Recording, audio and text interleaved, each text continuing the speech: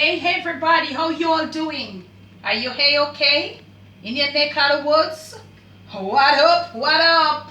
Manners and respect, man. Are your girl, Debbie from Donga Yard. Welcome you all to the Jamaican kitchen. Welcome to the Jamaican cooking journey. Now today, we're gonna take a serious flight. The weather a little chilly down here from yesterday. Not so bad today. And if it was so chilly yesterday, I can just imagine what is happening with you all up there. So right here, right now, I'm about to present to you via YouTube en route from my kitchen here in Jamaica, straight through YouTube to where you're at, wherever you're at. This flight here enables you to keep your cell phones on because you'll be notified when your notification goes off as long as you're subscribed. And I know that I have 2,000 and mash of your county. Now, make we get right in Palestine. First, right here, I have about a quart and a little bit of green gungo, Jamaican green gungo. I have here some corned beef being soaked.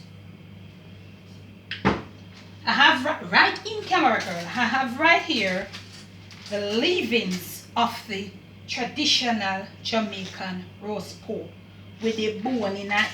Hands are clean, they're always clean. Give them a shot, camera girl, shoot them up. We get meat, man. We got meat.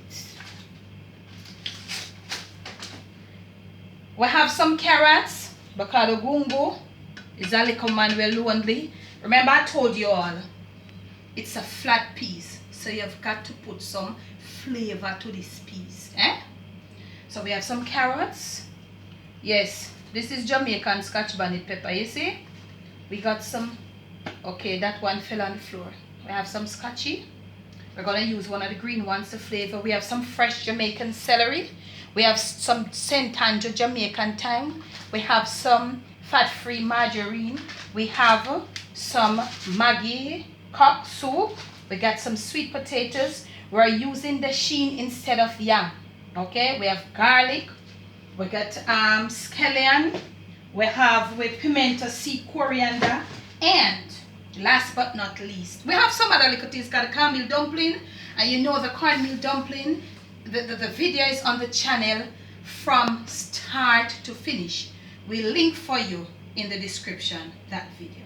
We have some coconut here. We are going to prepare some freshly squeezed coconut juice, and we are using the green coconut. That is the type of coconut juice we want in this green gungo soup. Okay, y'all?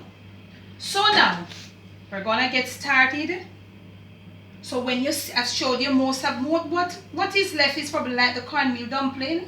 And we're putting in some cornmeal dumpling where we are try, some cornmeal in our dumpling. And if you want to, you can even put in some of the green plantain dumpling. That is if you want to suit yourself. If you want to use your powdered seasoning, but not use too much. Just take time because this thing is flat and we don't want when this thing is finished, we get a stupid taste and all of that. So okay, y'all, these are basically what we are gonna use to start off this dish. So when you see us next, we're going to go.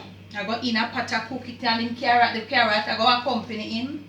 We are going to have corned beef, scallop and pre-cooked because we're gonna get the corned beef is a little chewy, so we're gonna scald it off and kind of get a little slight pressure to make it softish. We are going to have them things ready because this soup don't take long, because the gungo is soft.